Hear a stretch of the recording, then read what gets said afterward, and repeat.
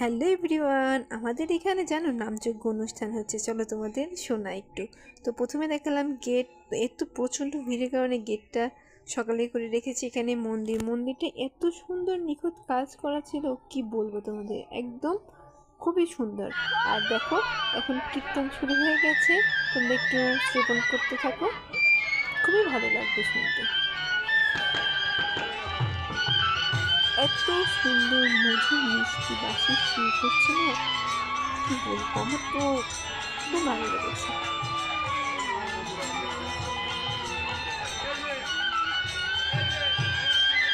এটা হচ্ছে এখন কীর্তন হচ্ছে।